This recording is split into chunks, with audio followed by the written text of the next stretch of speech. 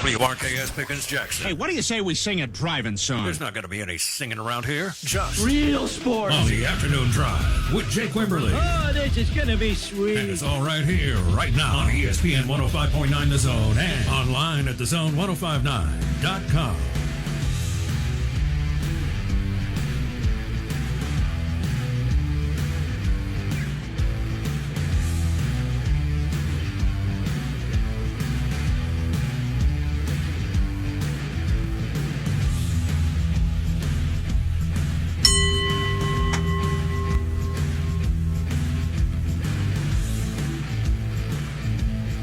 Eighth day of April, 2024. Welcome in, Champ of the Chair Sports Maven on Monday.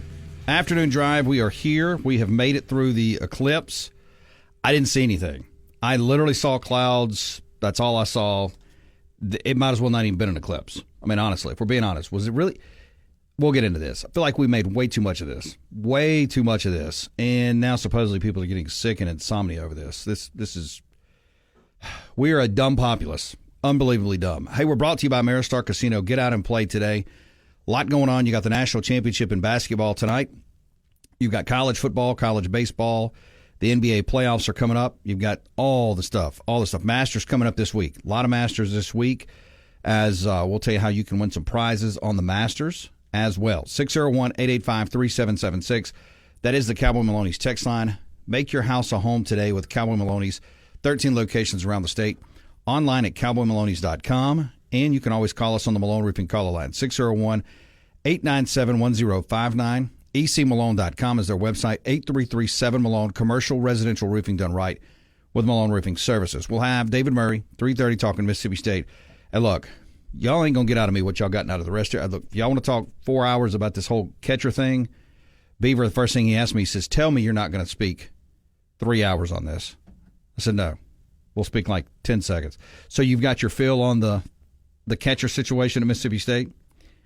So we'll talk a little bit about that with David Murray, more so about just the baseball team and intact, and, of course, spring football. Chris Landry, we'll talk NFL and a little college coming up 4 to 4:30. Aaron Gashon, 247sports.com, Kentucky affiliate, will join us at 5:15 to talk what's next for Kentucky basketball and, of course, a little Kentucky football as we move through the deal. So you said you went outside and you didn't see anything either. I didn't see anything. I mean, the cloud cover here in Ridgeland was extremely thick and dense. I think I saw the sun for about a second and a half. I know I saw some of y'all's pictures on social media. Looks like some people got some pretty good visibility on this thing. But again, this was more like a Vanderbilt football game for me. It felt like watching a Vanderbilt football game.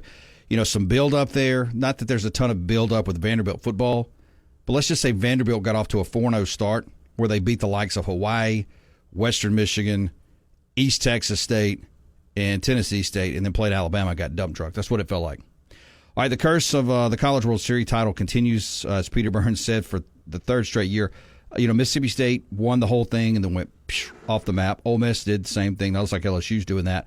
The last three winners had woeful seasons after claiming it all in Omaha. And let me look here. If you look at the overall baseball standings in the Southeastern Conference, coming into today, Kentucky again with a 3-game lead over the field. Well, Vandy would be next in line. Kentucky 11-1, 27-4 overall. We'll talk to Aaron Gashon about that a little bit too if we get time. Vanderbilt 8-4, 25-7. Tennessee 7-5, 26-6. South Carolina and Florida 6-6 apiece. Georgia and Missouri 5-7 and 4-8 respectively. Arkansas again 3 games over the field, and that next one up would be Texas A&M. Very similar to the East, 11-1. They are 27-3 overall. Texas A&M 8-4, 28-4.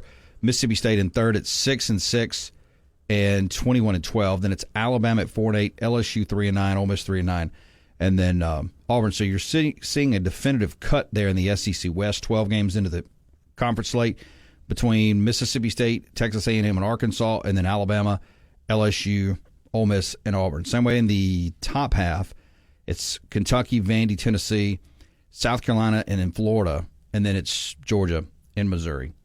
All right, so John Calipari is out at Kentucky. Arkansas is going to be his new home. And based on all accounts, there was some, I guess you could say, some surprise people, a lot of surprise people about this.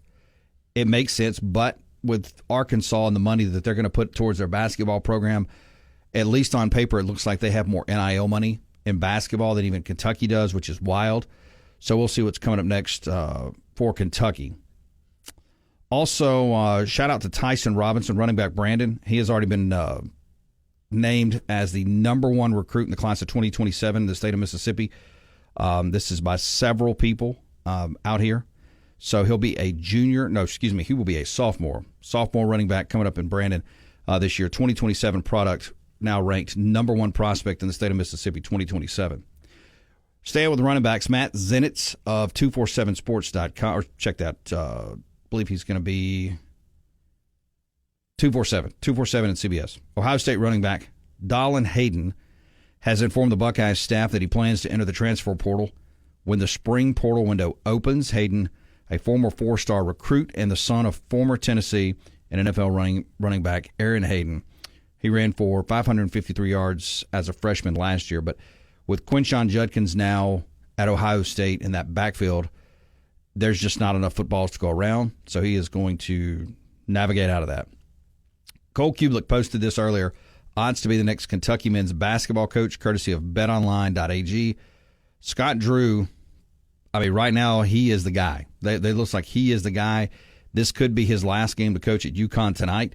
Nate Oates at Alabama 3-1. Richard Pitino 7-1. Billy Donovan 9-1. Mark Pope 10-1. Kelvin Sampson 12-1. And then Jamie Dixon, it goes down from there 16-1. So we'll see what happens as Kentucky looking for a basketball coach.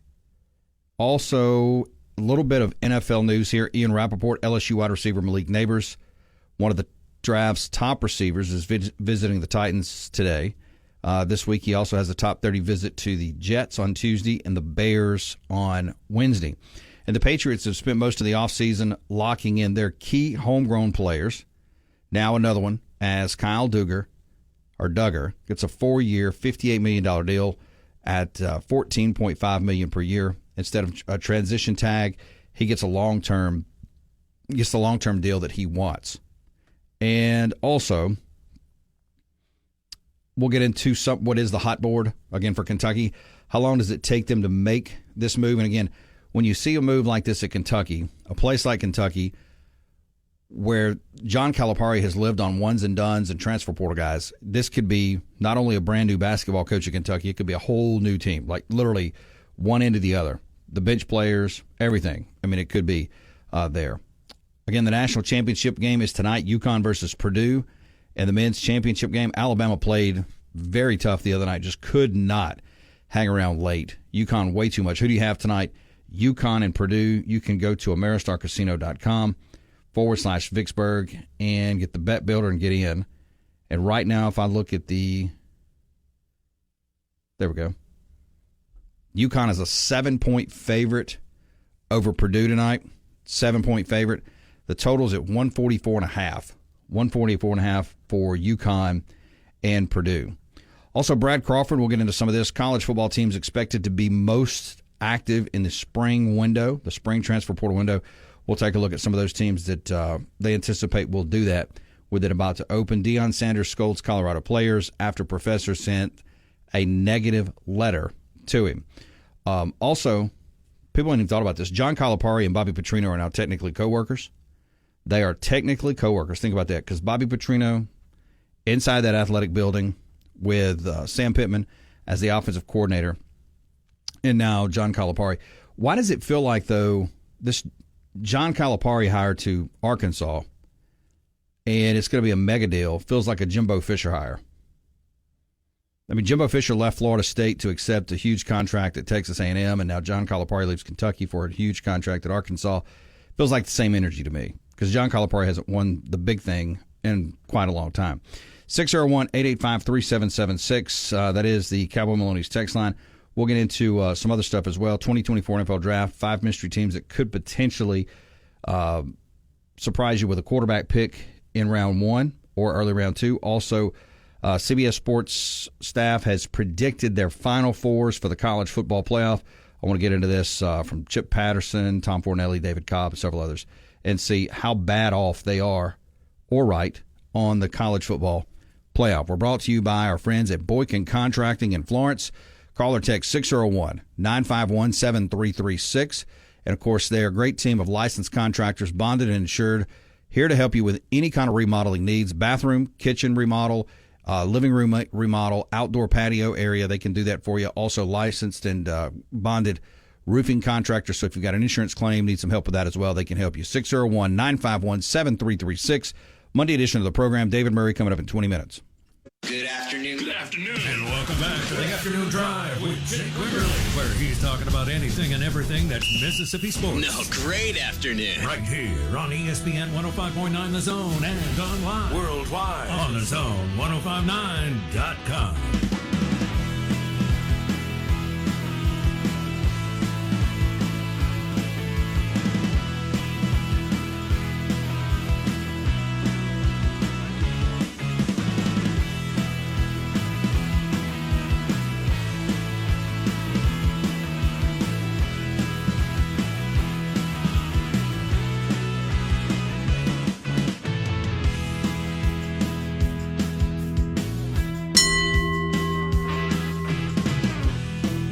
We're brought to you by New South Neurospine, Mississippi Spine Center. Online at ns2.md. Open Monday through Friday, 8 a.m. to 5 p.m. and on Saturdays until 1 p.m., 8 to 1 on Saturdays. Walk in anytime for your same-day appointment. And, of course, you can go to ns2.md to learn more today. David Murray will join us talking Mississippi State sports in the next segment. Also, Chris Landry, 4 to 4:30. Aaron Gershon, 247sports.com.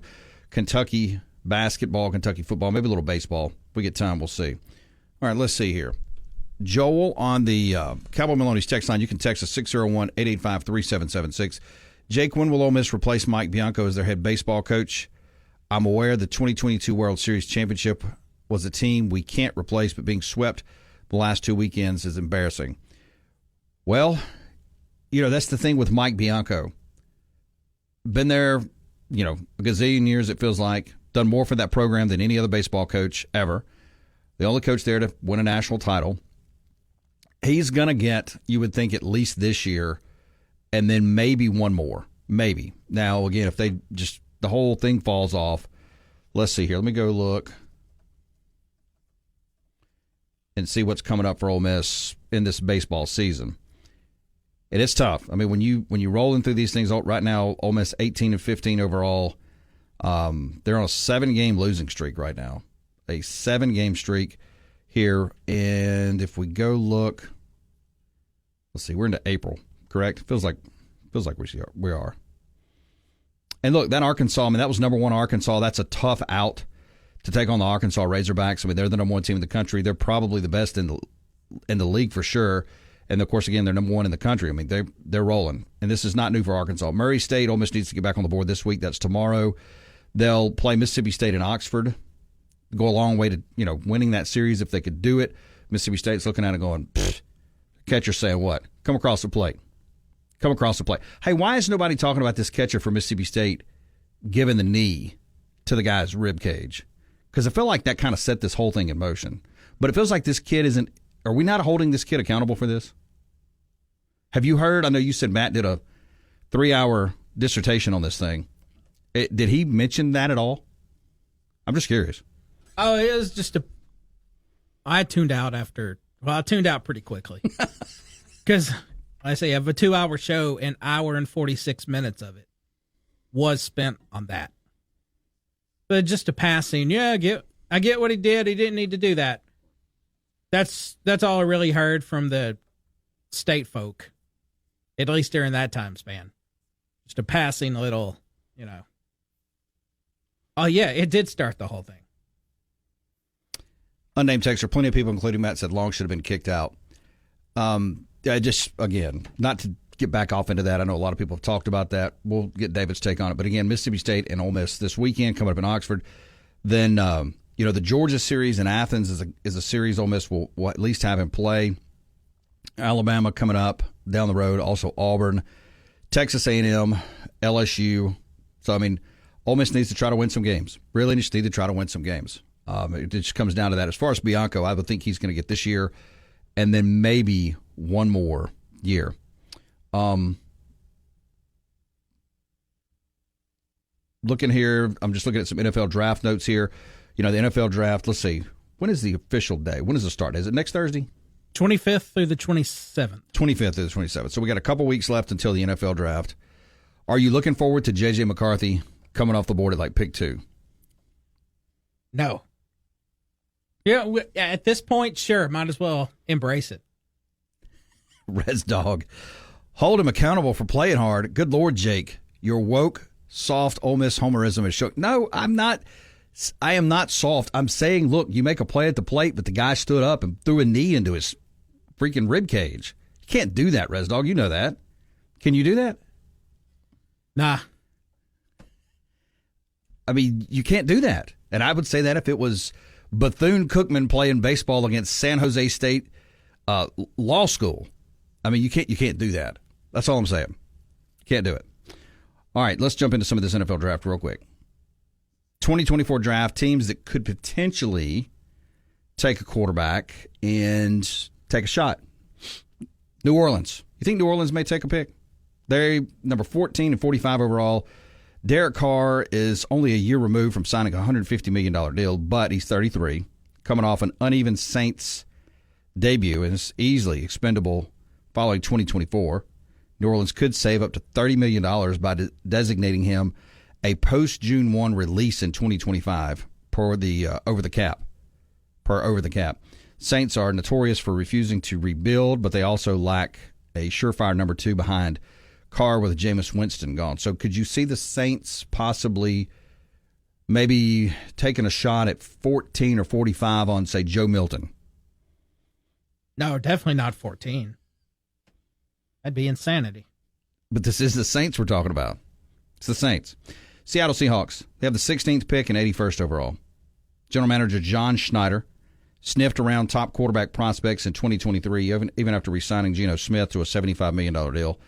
Smith, meanwhile, is approaching his age 34 and a season after regression from his 2022 breakout. So they could save $25 million after this year by releasing Smith. One holdup, Seattle's acquisition of former Commanders starter Sam Howell may satisfy the club's desire for a long-term project. Let's see here, Res Dog. I've need my grandmother harder than that for passing gas at the dinner table. What do you think about that? Nothing. He says, I think nothing. PT for MSU, the Saints' opportunity to get a steal of a value pick was last year with Hooker. Yeah, they did have that opportunity. They did. And the Saints just did what the Saints do. They blew it. Los Angeles Rams, they have picked 19 and 52. Stafford looked rejuvenated for much of 2023, returning to form with a younger, more explosive supporting cast. He's also 36 and has openly pondered retirement in recent years after missing multiple starts due to injury in three of the last 5 seasons. New backup Jimmy Garoppolo, meanwhile, is also aging and is injury-prone. Sean McVay may be forced entirely on the now to maybe even take a waiver, take a shot at a quarterback, but will likely wait till next year. Dallas, 24th pick and 56th pick. Says this is easily the most unlikely, but since when have the Cowboys operated according to public expectations? Prescott is a top 10 starter. Is he a top 10 starter? Who's this? Prescott. They call him a top 10 starter. No. So you think you could get 10 starters better than Dak Prescott that you would take? I mean, he's right outside that. 12, 13. I think that's fair. But he's entering a contract year amid conflicting reports about Dallas's urgency to extend him beyond 2024. Former San Francisco prospect Trey Lance, still just 23, is also entering the final year of his rookie deal. What if there's an intriguing name on the board in day 2? Prescott, remember, was drafted just 2 years after Tony Romo was a Pro Bowler. I still feel this just feels like Dak's done after this year, unless he just goes on this run and they win the Super Bowl. I think he's likely done in Dallas this year. There's too much smoke around this. What do you think? Well, now there's more from what I hear today. Another media member in Dallas on the Fan. I believe that's Jerry Jones's station. He goes on all the time, and some Cowboys insider, which all these team insiders, I don't necessarily buy 100% of what they say, but this gentleman said from everyone he's talked to, there are several people in that facility with the Cowboys, teammates, personnel, and now all of a sudden the phrasing that was used was Micah Parsons is really wearing thin in that building. Well, there is that. So what are you going to do? I mean, that's your best defensive player. What do they do now? Is this guy the latest problem in Dallas? That seems to be a never-ending supply of problems in Dallas. I like the way you put that. It is. It's just a gift that keeps on giving in Dallas. Hey, we're brought to you by Went McGee. He is the mortgage man. Online at mortgagemanms.com. The Bank of England Mortgage, a century of American stability. Let them help you now. If you're a first-time home buyer, be sure to ask about their federal home loan grant program, which can cover down payments and closing costs. Also, more information at mortgagemanms.com, 601-906-7074. David Murray coming up next. Okay, we're back. I'm ready. It's more of the afternoon drive with Jake Wimberly, where he's Live. and local on Jackson Sports Authority, ESPN 105.9 The Zone, and online at thezone1059.com.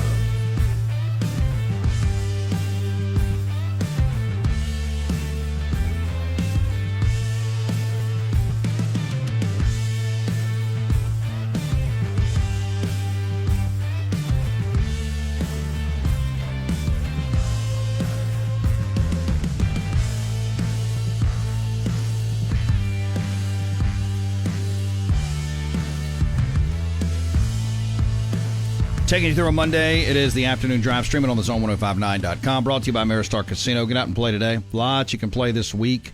College baseball, Major League Baseball, also the National Championship game tonight, and more. David Murray, 247sports.com, genespage.com as well on your radio. David, happy Monday. I see, looks like we might have gotten by the eclipse today. How are you? Well, there's only a partial eclipse of the, I'm not going to go down that 1980s pop number, but we've survived. The light is fully gleaming again, and the light is brighter on Bulldog baseball after a really, really cloudy weekend, and I think we've burned out all the metaphors we can right now. There's no doubt about it. Yeah, State's sitting at 6-6. They're a couple games behind Texas A&M, and they are obviously a distance like everybody else behind Arkansas, but sit third in the SEC West after getting 2 out of 3 against Georgia. So, not to make this whole segment about what happened Saturday night, but to kind of take us through what you saw, your thoughts. I know a lot of aggravation from Mississippi State out of everything that happened with the SEC on Saturday. Well, to set the foundation, I always go back to what Chris Lemonis himself said. Bump your chest, walk off the field, and get ready to play offense. So Johnny Long, who is the undisputed alpha dog of this team, got a little bit too unleashed. Now, he put out a statement today apologizing for his actions, but honestly, I didn't think his actions were that egregious up until the very last, second or third shove. We can go through all the SEC responses, and, I'm going to take Chris Lemonis' word for it. The umpires said what they said, which really kind of puts the SEC office in a bad light, because what are you saying? That if it wasn't on TV, they wouldn't enforce rules like that so closely? Are they so concerned about the image that they make things look worse by dragging out a 40-minute review there? But as it turned out, it did have an impact on Sunday's game, because both Bulldog errors, and they only committed 2 SEC errors all season. Let's not overlook that. Came from the substitute third baseman. However, Mississippi State survives. They could have folded after getting down 5-0. They put it together offensively. They patched together pitching-wise. Nate Doan going out could have really been a backbreaker at that moment. Now they're here at 6-6. Not ideal. They could be 7-5 quite easily, or better.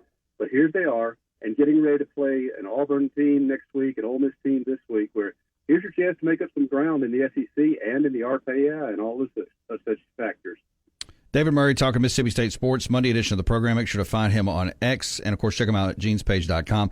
Yeah, David, you're back to these midweek games where, obviously Mississippi State has struggled a little bit. UAB coming in on Tuesday, and then a 3-game set against Ole Miss over the weekend, and of course Alcorn coming in before hosting Auburn next week. So, you've got, 3, 6, 7, 8 ball games where mathematically, State could go 8 for 8 here. Obviously, the SEC series, if you can get 2 out of 3, that's what you want. But I think it's that UAB game. You don't want to drop any more, I think, of these midweek ball games. Well, I'll give you an example. I've just updated all the RPIs. Georgia had a number 5 RPI, which does more about their strength of schedule, but still, State beats them 2-3. However, they lost to a Central Arkansas team, which is way down there. So for the net week, State lost ground in the RPI. That's how it works. That's how damaging these midweek games have been. Plus, I think that State has had to use some relief pitching they did not intend to in midweeks, which makes you vulnerable in the weekend in SEC play. Now, if you can just get Nate Dohm back, and at this point, his injury, it was one of those kind of protective things. He came off the field, but it just didn't quite feel right. He's thrown 8 pitches. He was smart enough to get himself off the field. Don't take a chance. Don't risk damage. Because you get him back, you can either plug him in as your Friday night guy, you can make him your Sunday starter, you can use him as a Friday or Saturday reliever if he doesn't have to throw then, start him on Sunday. You've got to get Nate Dohm back if you're going to really make some pay, especially in the second half of the SEC season. But a few things are falling into place. Dylan Cupp should be back at shortstop somewhat soon. So they've proven they can handle a lot of stress, win some games, lose some games, but now they've got to figure themselves out. Here's the time, as I said, for the Bulldogs to make their move in the standings. And you've got, as you say, you've got to win those non-conference games because right now that's your RPI killer. David, shifting gears to football, any notes to bring up on football as the Dogs continue to move through spring practice?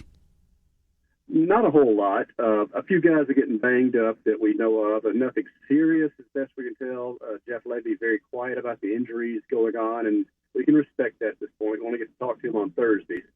And since we can't actually observe practice, we don't know who is and isn't except by second and third hand, and I'm certainly not going to put anything out there that I can't prove. I think that everything we hear, all right, let me give defensive fans out there a bit more hope. It looks like the Dogs defense could be better, and it doesn't mean good, but they could be better than we thought they would be coming out of spring. Some guys are finding their places. Some of the transfer people have really been an impact there. Some guys are stepping into roles maybe more athletic than last year's defense. I'm feeling a little more optimistic on the defense side. Offensively, Blake Shapen has just taken this and running with it. The receivers are making catches. But what I want to watch a week from Saturday, above all, you and I have talked about it often, I want to see what's happening on the offensive line. That's where this season and any season from now on, no matter what your offensive style hangs, if you can't block and tackle it, it doesn't matter. David, when you look at, let's shift gears to basketball, more so big picture. It looks like, at least today, Chris Jans isn't going anywhere. But with John Calipari moving over to Arkansas, one, were you surprised by that move? And then two, how could that, what kind of ripple effect is that going to throw through the league? Once the Arkansas job came open, I thought there'd be some really good coaches going after it. Because, and as we turned out that the people with Tyson Foods, of course, the Walmart money, the Conway Trucking, all that, they've got plenty of money to spend on NIL. It's a very attractive job. So I'm not shocked by it like some are, and I think his time in Kentucky was over. I mean, it was just time. As far as Chris Jans, I don't mind a coach looking to, in his own mind, improve himself or measure his value against other jobs. I'm not crazy about doing it within the conference, but that's just what happens. I think, though, Jake, that where once upon a time this would have been one of those deals, okay, you just played around with the job. What does that mean for recruiting? I don't think it means much anymore. Everything is a new season. Everything is total team turnover every year to year. I don't think it impacts recruiting at all, as much as many fans fear. However, I'm going to say this, and we learned the Dan Mullen experience when he had his second interviews in 2015 with Miami. Didn't get the job fixed out either. Once you start doing that repeatedly, you better keep winning, because if there's any kind of fall off, rightly or wrongly, fans are going to assume that you're not paying attention to your own job while working on another job. Again, I don't mind ambition. I like a coach who always wants to look out to better himself. But You better take care of your current job because A, it will keep your value up elsewhere, and B, if you don't take care of your current job, nobody's going to want you, and your own job won't want you either. So he's a big boy. He knows the game. He's moved around, and I think Chris Jens fully understands what he's doing by getting involved in this. It doesn't bother me at all. David, appreciate your time. Make sure to find him on X. Check him out, genespage.com. Should be a big week, as always, for you guys. I appreciate you, David. Thanks so much. We'll talk next week. Jake, Ben, good to hear from you. Thanks so much. David Murray on your radio, brought to you by Malone Roofing Services. ecmalone.com is their website, 8337-MALONE. Commercial, residential roofing done right with Malone Roofing Services.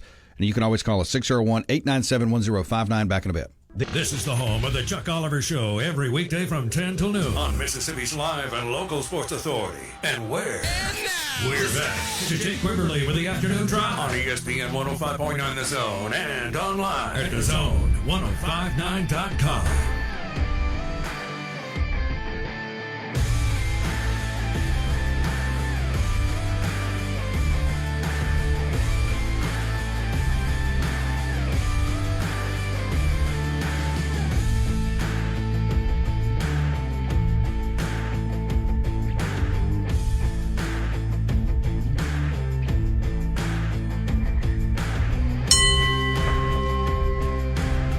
Appreciate David Murray jumping in. We're brought to you by Sound and Communications, online at soundcomav.com. Collaborate, design, and build today with Sound and Communications. They've been around since 1955. Let them help you today. Chris Landry will join us at the top of the hour. We'll talk some college and NFL football. Text us 601-885-3776. It says, unnamed texter, been a huge Cowboys fan for over 35 years.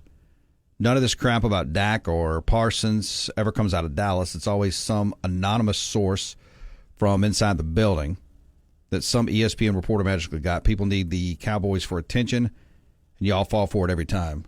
What do you mean, y'all? Hold up. Well, you know how much I hate being lumped. And I just got lumped right in with this. Y'all. Let's go back to my exact words. When I told you about this, and I said, now, all these team insiders, I don't know if I buy all these things that they say. You did say that about 25 minutes ago. Yeah. But you got lumped. Take me out of that lumping. Hey, we just report the news. It's not like we talk with the insiders. This is national news. If we fall for it, then that means Ian Rappaport and all the national guys, like the guys at the top of the food chain, the big dogs are falling for it. And are they falling for crap? I don't know do they fall for crap? Occasionally, but when you're talking about those guys, no. Most times not. They're too good for that. They are. Well, they're too high up. And they are the source. I was going to say, they typically get tipped off on things before anybody. We were talking about teams that could take a flyer on a quarterback. Dallas was one of those teams, maybe. Tampa Bay's another one. They got picked 26 and 57. This one actually makes sense just because even though that the Bucs re-signed Baker Mayfield to a $150 million extension, the deal is structured in a way that Tampa Bay can actually save up to $20 million by cutting the redeemed journeyman after 2024 should the extended marriage not pan out. In other words, Mayfield is the guy right now, but like Geno Smith in Seattle, the bond is one that can be broken. Only Kyle Trask and John Wolford sit behind him on the depth chart in Tampa Bay. So looking at teams that could potentially take a flyer on a quarterback, you're looking at New Orleans, Seattle, the Rams, Dallas, and Tampa Bay. Anything on the phones over there? Somebody selling insurance again? Let's see here. All right, moving on. College football Final Four. Everybody wants to know who's going to make the Final Four this year. Before I do that, let me go to Louvier real quick over here. Louvier on the Cowboy Maloney's text line. I must admit that the Cowboys do have my attention. I just can't help but watch the train wreck in slow motion. It's always fun to watch Go Saints. That's the thing is it does feel like a train wreck. But is it a train wreck? Do you think it's a train wreck? I mean, it's not like a train wreck, like the Giants are a train wreck. The Commanders are typically a bad train wreck. But Dallas is kind of like a train that it feels like the tracks are just about to explode, but keep going over bridges that stay up, all that kind of stuff. I'd say their owner is the train wreck. I think that's accurate. 100% accurate. All right, CBS Sports experts project who they think will be the last 4 teams in the college football playoff as we move through spring. Let's see what they got. Let's see who they like. Let's go with Chip Patterson first. He likes Georgia, Ohio State, Texas, and Oregon. That's who I got. Says while the ACC and the Big 12 champions will have an advantage in the 12-team playoff by getting a pass directly to the quarterfinals, he says, I wonder if the rust debate breaks the other way when they have to play a first-round winner that might be a betting favorite. I think the likes of Texas and Oregon could be coming off victories in front of their home crowds and primed to take a quarterfinal opponent that hasn't played since the conference championship games. He says, I've got Georgia and Ohio State projected to win their respected conferences and, on paper, advantage that they carry over most of the other competition, make it difficult to imagine either team not at least making it to the semis. Tom Fornelli likes Georgia, Ohio State, Texas, and LSU.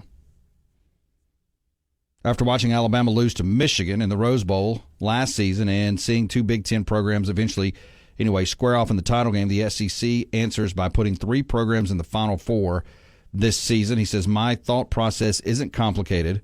We don't know who the best quarterback in the country will be this year, but when I look at these 4 programs, I'm confident each will be solid at the quarterback spot. They also boast talented rosters outside the position. In other words, they're the type of teams we typically see in the championship picture coming into the season. All right, so let me just fact check. Do we use that way too much? Have we started using fact check way too much? Just in talking points. What do you think? Fact check. No, it's used a lot on Twitter. Everyone's got to check each other's facts. X, sorry. And most people, they not even really checking facts. All right, but let me just fact check Fornelli on this. You're going to need to have a defensive scoring efficiency to get to the Final Four somewhere in the neighborhood of like 17 and in. And when you look at LSU last year, let me roll over here and find the Tigers. 106th. I don't know that anybody except Fornelli is going to put it, and LSU fans will put LSU in the playoff, will they? Like, especially to the Final Four? And are we sure that Garrett Nussmeier is going to be the same kind of quarterback as what Georgia and Ohio State and Texas will have? I can't get behind that. His picks are garbage. Well, the LSU pick is garbage. Shehan Jiraje says Ohio State, Texas, Georgia, and Oregon. So that's where he's at. David Cobb. He's a propagandist. Ohio State, Georgia, Notre Dame, and Ole Miss. How about that? JC, I didn't write that either. Let me see here real quick. Unnamed texter. Remember Casey Jones, the engineer that had the big train wreck? That must be Jerry Jones' grandfather. He is a train wrecker also. Well done. So David Cobb says Ohio State has amassed a supremely talented roster and will have the physicality required to steamroll into the Final Four. Georgia coach Kirby Smart will be able to motivate his team with the fact that they missed last year's college football playoff. Notre Dame will have a more dynamic quarterback play than it's had in years if Duke transfer Riley Leonard can stay healthy. And Ole Miss is all in on 2024 with major additions to its defensive front that should help the Rebs maintain or build upon its program's record of 11 victories from last year. Texas and Oregon are omitted largely out of skepticism that they will be able to withstand the grind associated with moving to tougher leagues. David, that's a bunch of... Do you buy that? Texas and Oregon, they can't sustain because they're moving to tougher leagues? I can buy it with Texas. Oregon, not likely. Big Ten, we keep talking about, that's where all the power is. Those are the 2 best leagues. But it's the same argument as people have had against the SEC. Top heavy. Big Ten, Ohio State, Michigan. Where do we go after that? Penn State. Penn State, okay, overrated every year. And then what's below that? Anyway, so the point is, it's going to be tougher for Texas than it is Oregon. I am here to tell you, SEC fans are going to get blindsided by Texas because they feel the same way David Cobb does, CBS Sports. And with all due respect, I'm sure he's a nice guy and a talented writer, or he wouldn't be at CBSSports.com, I guess. But everybody in the SEC is of this imagination that Texas is fixing to walk into this buzzsaw and, what they've done up to this point doesn't matter. They're coming into the SEC and they're going to find out. Mm-hmm. Texas is fixing to come in and run roughshod over the league is what's about to happen. It's coming. I'm telling you. You better get ready for that orange machine. It is coming to a stadium near you. And it's not going to be pretty. And people are going to look around and go, well, I thought we were the SEC. Well, so are they. They are built to play in this league. Can't we and you get on the same page with this? No. Lots of teams are going to go 9-3 next year. So you think they're going 9-3? Chief Shooting Bowl. Doubt we have enough fact checking. Most people just consider that as a way to prove something is contrary to the popular belief. Some of that is probably true too. All right, we got some more of these. We got another Ole Miss in the Final Four, and I will get into that. You got Ole Miss in the Final Four? You ready to go? You gonna be doing the hotty toddy cheer? We're brought to you by Capital Orthopedic, online at capitalortho.com. Move better, be better, live better with our friends at Capital Orthopedic. Flowood, Madison, Clinton, Brookhaven, Hazelhurst, and Kosciuszko. CapitalOrtho.com, also 601-987-8200. Chris Landry coming up next. The number you have reached. WRKS Pickens Jackson. From college football to the NFL to high school football. 365 days a year. Hear it all on Jackson Sports Authority. Live and local at 105.9 The Zone and online at thezone1059.com. Now let's get back to the afternoon drive with Jake Wimberly.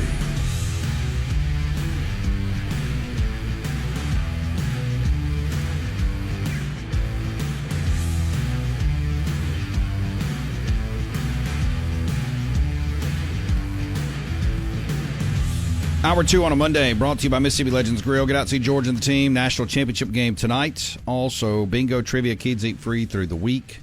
Catfish Friday on Friday, along with Fried Chicken Friday. Corner Castlewoods Drive and Lakeland Drive. That is Mississippi Legends Grill, where everybody knows your name. Get the lunch special of the day on Facebook.com/Mississippi Legends Grill. Chris Landry on your radio Mondays, 4 to 4:30. Make sure to check him out, Landry Football, also LandryFootball.com. Chris, welcome in, sir. How are you? Good, Jake. How you doing? Doing well. All right, let's start with some NFL. We may try to drop some college in here. Spring practice is going on around the country. Some are already starting to button this thing up. But with the draft now 2 weeks out, a lot of the pro days are over. Kind of take us through where teams are at, generally from this point forward, with just a couple weeks left. Beginning their final meetings, final setting up their draft board. And, at this stage, you have, in initial meetings, have gone through, every player in your book that you've seen, A to Z at each position. And if the guy's kind of what we call on the reject board, you maybe spend a little time as to why. Now you go in these final meetings, and when you get to those guys, unless you want to, as we call, resurrect somebody, you don't spend time on them. You spend time on guys that you've been given a potential draftable grade on. And the way it works is everybody in the room that's seen the guy, the area scout, maybe a regional scout, maybe a national scout, personnel director, college director, position coach, everybody gives a report on the player. And you kind of you have discussions, and we normally did. We had a profile tape where you'll have 30 or 40 cut-ups, good and bad plays of what a player is, and you put on the tape and watch the guy. And you can kind of sit there and communicate with one another as you're watching it all together. You go through that process, very long meetings. It take, a good full day, early in the morning to late at night to get through one position, sometimes even a day and a half for some positions. And when you get done with that position, you really go and try to stack the board as you see them in the right order. And to me, the key is not just ranked 1 through whatever. It's how many guys are graded in the 6'9" to 6'5" category, the 6'4" to 6'0", whatever numerical grade you have, how guys are stacked. So you got some tiebreakers, and maybe you got 4 guys at the 6'4" grade. What order should they be in? You go over painstaking detail, and you get through all of that process, and then you kind of, at the end, you go and make sure that your top 150 board, best players regardless of position, which we call the horizontal board, are in the right order. So in painstaking detail, you set up your board. It's not like people talk about on TV, well, this guy's ranked here, there. People are just getting their final rankings now, and a lot of you hear this conversation, folks on TV, whatever, say, well, yeah, this guy's moving up boards. Not moving up boards. It's just those people are late to the party on getting the information. And what really matters is going through that whole process. Yeah, people say, well, how could grades change, and we're here in March. You haven't played football in a while. Because it takes all that time to look at all the film from last year and to have everybody look at it. So your position coach, your head coach, your coordinator might just be getting through all the tape now, whereas an area scout, you might have got done with it in January. So everybody has to weigh in, and every team, every organization puts more emphasis on either their scouts or a certain scout or coaches, because everybody operates a little different. Chris Landry on your radio, Monday edition of the program. Find him on X at Landry Football, also LandryFootball.com. All right, Chris, a lot of, obviously chatter about the quarterbacks, but then some of these teams that may possibly be looking for a quarterback. Where do you think Dallas is with Jerry Jones and Dak Prescott? And, Dallas hasn't made a ton of moves, almost none, in free agency. Jones said, himself, he wasn't going to speak any further than 2024. I believe they picked Prescott up, right after Tony Romo, was walking out the door. He was the starter after all the injuries and such. It took a couple years. Could Dallas possibly be, looking around for a different type of quarterback? Well, they haven't done anything in free agency because they can't afford to because of Dak's contract or lack thereof. So his cap number is high, and they have not had much movement on getting a long-term deal done. Would they consider a quarterback? It's certainly possible. I don't know how they have those guys rated, whether they remember Dak was somebody that they weren't real high on, but drafted him. They had graded him high enough to draft him where they did. But if you remember, that year they liked the kid from Memphis, Paxton Lynch, and tried to trade and didn't get him, and then they just took Dak in the third round. Could that happen again this year? Of course it could. Anything is possible. I think that, to me, though, when you consider the MO of Jerry and his age and wanting to win, starting with another young quarterback would probably start the clock over again, and I don't really see that. So we'll see how it plays out. If the right guy's there, certainly I think they would consider it, but I just don't know that they're going to go for that guy early. What about the Los Angeles Rams? Stafford is getting on up in age. 36 years old. Garoppolo has some age. Sean McVay trying to continue to rework this roster. Could they potentially be looking? I think so. I think that's definitely somebody that needs to get a quarterback in there. And I think there's a little bit of an issue there because they like him, but of his age and injury history, I think grooming a young guy. Again, this is why, and we've talked about quarterbacks, the supply and demand factor. It's more in the player's advantage. The demand factor is greater than the supply. So who can you get there, and who do you like? And let's just say this: it doesn't mean that there's not going to be somebody that you can't get a little bit down the road that might be able to be developed. We know that has happened. It's just not as common, and the reason is you got to consider quarterbacks to be, in most cases, overdrafted. When I say overdrafted, that's not a negative comment. It's just if you like them, you better take them a lot sooner because they're not going to be around longer. That's why a guy like maybe J.J. McCarthy is going to go a lot. I know you've asked about him weeks ago, and yeah, he's going to go a lot higher than people might think. Well, why? Well, because of the supply and demand factor. And so, you have to factor that in.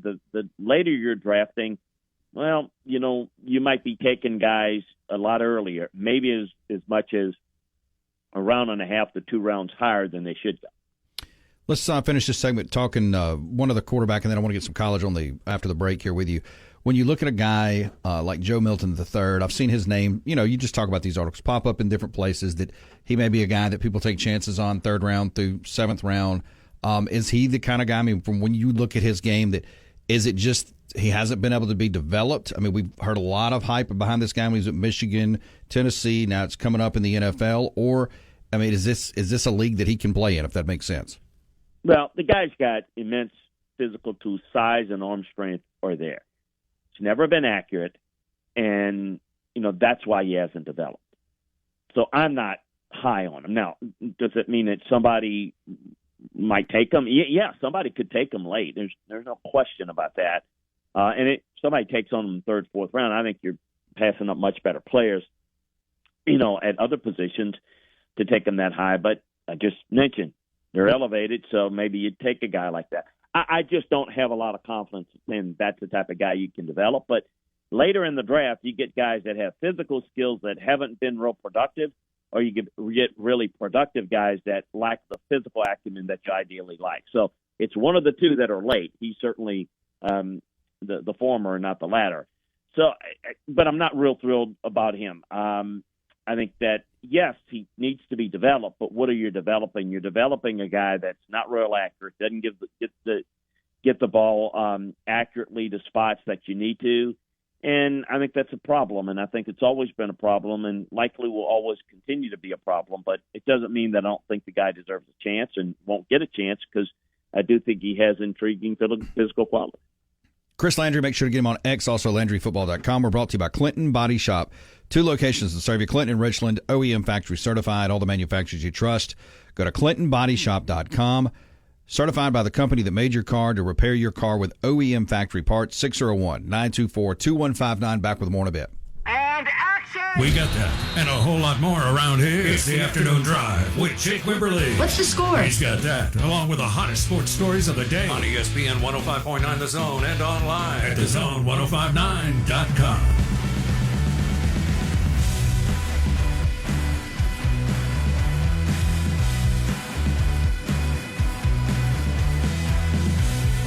We're brought to you by Cowboy Maloney's, 70 years in the business. Mississippi owned and operated, largest appliance inventory in the state. Go to cowboymaloneys.com for more information today. Text us 601-885-3776. That is the Cowboy Maloney's text line. Chris Landry on your radio, segment 2 on a Monday. Chris, let's shift to a little college football as teams are in spring practice. First off, I want to get your take. I don't know if you had a chance to really dive into the article that was out on The Athletic last week about this Super League proposal by some rich people and some executives and such. But it looks like more and more heat is coming down the pipe for college football to have some sort of reform. It's just, what does that look like and who makes it happen? Yeah, I think that is definitely what it feels like. There's a separation and a kind of a status separation, if you will. But it is very difficult, and everybody speculates, well, it could be this or that. And I think everybody kind of nibbles around it because we don't really know. I mean, I think every possibility or every setup comes with some challenges and hurdles. I think we have to, and this is, again, I've said this a bunch, we don't have anybody looking out for the overall leadership of college football. I mean, everybody, it's everybody for themselves. So can't blame, Greg Sankey or Tony Petitti or, for looking out for their conferences. But what is best for the SEC or best for the Big Ten is not necessarily what's best for the overall college football. I mean, do we want a sport where it's basically just 30 teams? I mean, maybe we do. I mean, it's a rhetorical question, but it's how do you want it? I mean, that could be. So that means that no one else is really in a position. And there's some people, I talked with an assistant AD last week, and the comment was made to me, the ESPNs and the Foxes of the world, they don't want to have the TCUs of the world on TV. They want to have, Texas and Alabama and LSU and Oklahoma, or Georgia and and I mean that's what they want. Maybe that's where we're headed, and maybe we're going to separate into some form of an AFC, NFC in college football. I don't know what happens to the rest of them. How does that play out? Are they lawsuits? I mean, that gets into areas that I don't know what to make of it. But yeah, the changes are coming. I don't know how it's going to all settle in and coalesce together, though. Chris, I know we've talked with you, a lot about Ole Miss and Mississippi State, obviously being right here in this state. But when you look at now the expectations of this Ole Miss program, where we're looking at some stuff from some other writers nationally, a lot of people say, "Hey, look, this is a team that can go win a game in the playoff. Not only can they get to the playoff, they can go win a game in the playoff. They can make Final Four in the playoff." When you look at Ole Miss, and I know you got a lot to do before we get to the season and just really evaluating these rosters and such, and we'll see what happens with this transfer portal window that's coming up, and some of these chess pieces will move around again. But and we've talked about this. This is the most anticipated Ole Miss football season maybe ever in the program. Are you on board with everybody else that Lane Kiffin has that type of team this year? First of all, I think it is. The only one I could think about that's bigger, and I know I'm dating myself here, but 1969, or am I missing it by year? I can't remember, back when you didn't have many games on TV. I remember ABC saying we're going to move the Ole Miss-Alabama game on, and that was kind of because those two teams are national championship contenders back in long time ago. It's a new era. It's playoffs expanding, and I think some would look at Ole Miss, at least in the media, that, hey, they might be contenders even if we were just 4 teams. And could they absolutely make the playoffs? And, absolutely, people think that. I think this is a good team. I think it's going to be interesting to see how they handle and manage the expectations. So I think Ole Miss has done a really good job of, and I thought last year was good, I think maximizing kind of who they are and winning games that they should win, but getting over that hump is where you need to continue that, but get over that hump. Can they do that? Is it going to be a difference against Alabama because Nick Saban's not there? I think that's going to be the key. I think this team is good. I think that when you see things like, well, they're top 5. Well, what's top 5? I mean, to me, there's a gap between you take a Georgia and Ohio State roster, and there's a gap. So to me, it's 1 and 2, and there's a gap. So 3 to maybe 8 or 9 or 10 might be interchangeable. I think Ole Miss could be in that conversation at 3 or 8, but there's no difference, and I'm curious to see how it all develops. And I think if they end up, having a season that's falls short of those expectations, it's going to be frustrating because, quite frankly, I still think the program is in great shape and in good shape. But if they go 10 and 2, is that a disappointment? I don't think so. I think that's a great year, but maybe they're expecting more this year. Chris Landry, talking football, college and the NFL on a Monday. Make sure to find him on X at Landry Football, LandryFootball.com. Chris, one more question. Let's talk Georgia. Are you, when you look at the quarterbacks in the SEC this year, Jalen Milroe, Jackson Dart, Quinn Ewers, I mean, you can go down the list here, but Carson Beck is getting a lot of love as a odds-on favorite right now to win the Heisman, and that makes sense because we know that award is going to go to the best player on the best team. What do you see when you see Carson Beck? I see a guy that really played a lot better as the season went along. He grew and developed. His decision-making, his poise, very good. I think people kind of lost sight of that after losing to Alabama, conference championship game. I think the guy's got lots of talent, and he's got lots of intangibles. And he's on a team where he doesn't have to play hero ball. Now, it used to be that if you play well and your team wins, big advantage on winning a Heisman. If it's going to be all about numbers, well, it's probably not going to be ideal for that. No, I think I would put him in that upper tier as well because I think he has not only the ability to do it, but I don't think the numbers are always are going to be gaudy compared to some others because, like Jaden Daniels won it because he carried LSU. He doesn't have to do that. And some of the other Heisman guys have done that. He was their team. Caleb Williams was. I think Carson Beck is going to be a really good quarterback on a really good team, and he's got to steer the ship. And I think if he does that and he makes pivotal plays in pivotal games that maybe might determine whether they win or not down the stretch, that might be enough for him to certainly be in that race. I got a few seconds here. Let me ask you one more while I got time. Brady Cook, same question, Missouri. How high can he take Missouri this year? I think he's good. I think he's talented. Now, I think he's going to have to play like better by comparison of just talking about with Beck. I think he's going to have to do a little bit more.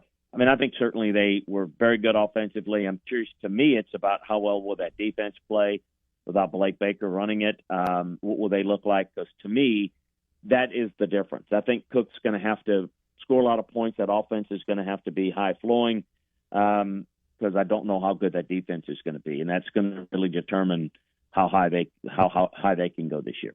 Make sure to find him on X at Landry Football, also LandryFootball.com. Chris, always appreciate your time. If you're watching a little basketball tonight, enjoy the national championship game. And look, we'll talk to you next week. Hey, thank you so much. Appreciate you. Appreciate it. Chris Landry on your radio. You can always text us 601-885-3776. That is the Cowboy Maloney's text line. We'll have Aaron Gershon on at 5:15 talking John Calipari and Kentucky. What happens next for Kentucky? Also, a little Kentucky football as well. We are brought to you by the MHSAA. Officially become official today. 601-924-6400. Online at MISSHSAA.com. Become an official today with the MHSAA. Back in a bit. Turning to sports. With Jake Wimberly on the afternoon drive. One of the last pure pleasures I have left in my life. Yeah, maybe you ought to get a life first, okay? On ESPN 105.9 The Zone and online at TheZone1059.com.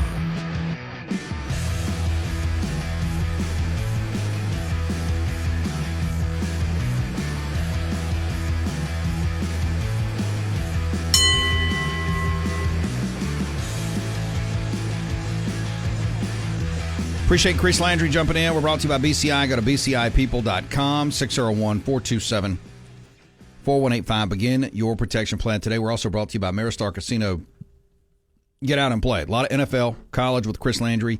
Aaron Gershon on at 5:15 to talk a little Kentucky sports. All right, let's see here. I don't know what Brad's talking about. Losers, SEC umps at state game in Birmingham. JC. Jake basically just said anything that throws water on his Ole Miss narrative is propaganda. It is really sad to see him devolve into this.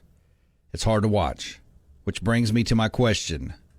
What is more hyper-inflated, the economy or Jake's belief in Ole Miss? Beaver, would you like to answer this?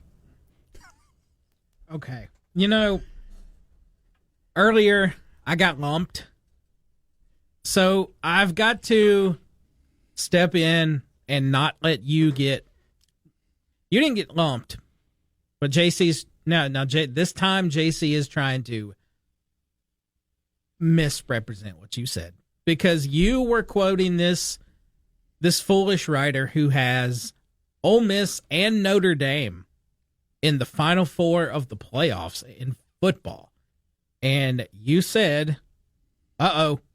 He's a propagandist."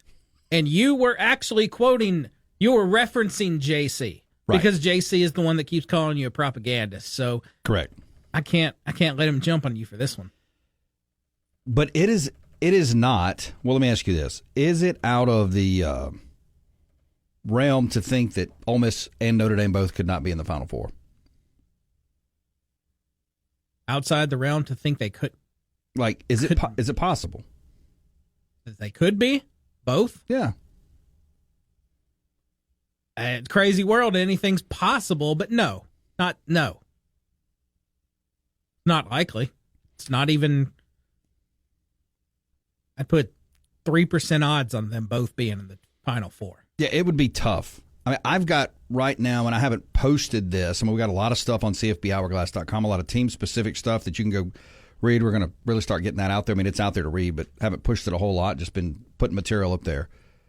I'll put this out. I've got Ole Miss hosting a first-round game. I don't think they're going to get a bye. They would have to win the SEC against Florida State And then I've got Miami with a bye because I think they win the ACC. But I think Ole Miss can give Miami a game. Now, I don't have Ole Miss going past the second round. Same for Notre Dame. I've got Notre Dame hosting a playoff game against Tennessee, but then I have Tennessee beating Notre Dame. I could see Notre Dame beating Tennessee, but then that's the thing. When you get to the second round, you're going to be matched up against a Georgia, an Oregon, a Central Florida, or Utah. That would be your winnable game. You know, the Big 12 champion. And then the ACC champion. So it'd be tough for both of them. That means both of them would have to knock off somebody that they would both be underdogs in. Let's see here. Nails. I've known Jake long enough that if he is talking anything positive about Ole Miss, then he believes it. I assure you it hurts him to give us props. Oh, it doesn't hurt me, Nails, but he's absolutely right. Like, I do actually believe in this Ole Miss team. How can you not believe in this team? They won 11 ball games last year. Because I live and breathe. What does that? Well, of course you live and breathe. I'm talking about, we're talking specifically about the Final Four of the playoffs. I don't believe in that. You're saying you could see them in the playoff, but the Final Four is... Yeah. I mean, if we're expanding it to include everyone in the world, then yeah, they can, of course, they can make a top 12 playoff. What I don't buy, what I don't believe in right now is the getting to the Final Four. Getting into the playoffs and winning 2 games. I got you. To get there. It's 2 separate animals. Yeah. Essentially. Jason in Flagstaff. The economy is always overinflated, regardless of whoever's in office. The metrics only measure millionaires in the stock market for a reason. They don't care how much milk is. Brooksy MacJack. Beaver, set this man straight. No way Jake believes in Ole Miss. Now, see, I'm in a precarious predicament here. I've got JC and people of his ilk. Don't you use that term, ilk? Yeah. Thinking I'm a propagandist. And I got people like Nails and Brooksy that have known me forever that are true blue Ole Miss fans saying, I don't know that Jake really believes what he's saying. So which one is it? Am I a propagandist or do I not believe in Ole Miss? You're more of a propagandist. Well, no, those are 2 opposites. My mind is, I don't know, this is hard now because I can't figure this one out. This is we need to bring, Chris, you've got to come back in here. Maybe JC comes in one day. JC and Chris Brooks. But if JC's AI, he can't come in here. Oh, yeah. I don't know how to settle any of this then. JC, if you're AI, get out of here. If you're a real human, come in. Speak up. Do you see a scenario where Ole Miss could play for the SEC title game? Or for the SEC championship? Make it to the title game? Yeah, if they put the same team on the field same team plus these, transfer portal folks that we're getting all hot and bothered about, which is the reason that they're going to go so deep in the playoffs. Yeah, I can see that. Maybe, possibly. Likely not, but I can see it. Like a crazy world, anything's possible. Yeah, Ole Miss, again, if you look at their schedule, and Chris says he's not messing with no AI, should we create an AI version of Chris Brooks? How can you do that? Oh, I can. I love fooling with that stuff. I know, and I hate it so much.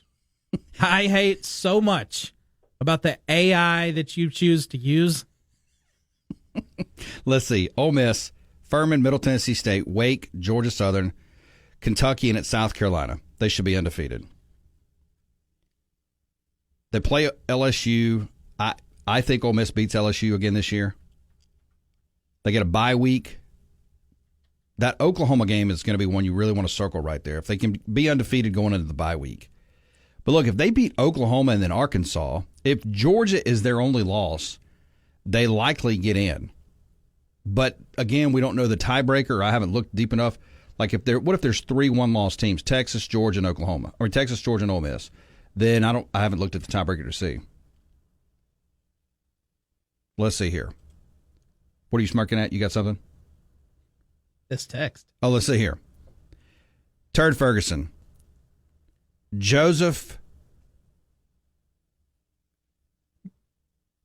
What does he say? Joseph Go Rebels?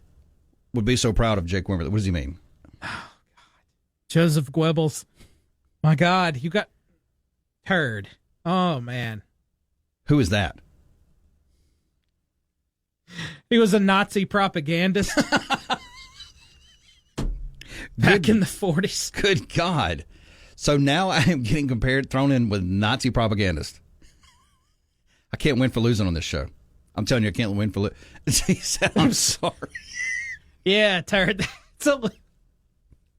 Might be a little much. Hey, man, I'm just telling you. I see what I see.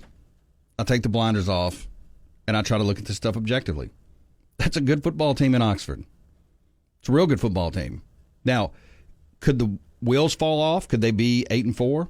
It's possible. But, I mean, this team won 11 games last year. And the guys they brought in the transfer portal are no-joke kind of guys. Let's see. Brooksy. Didn't have Jake as a Nazi on my bingo card. Neither did I, Chris. Neither did I. I mean, it is, Turd said it was kind of comical, though. I had no idea that that's where we would end up today. But you never know. This eclipse has done some weird things. It's done some weird things. Hey, we're brought to you by Rebel Hardware, Rebel Outdoor Power. Learn more today by going to rebeloutdoor.com. Get your property ready for the spring, ready through the summer. Keep it looking good. Keep it groomed and ready to go. Do everything you need and get everything you need at Rebel Outdoor Power, Rebel Ace Hardware. Go to rebeloutdoor.com. Back in a bit. It's time to get Back in the game with Jake Wimberly and the Afternoon Drive. That's entertainment. On the station that specializes in the Mississippi sports you love. Now we're talking. Live and local on ESPN 105.9 The Zone and online at thezone1059.com.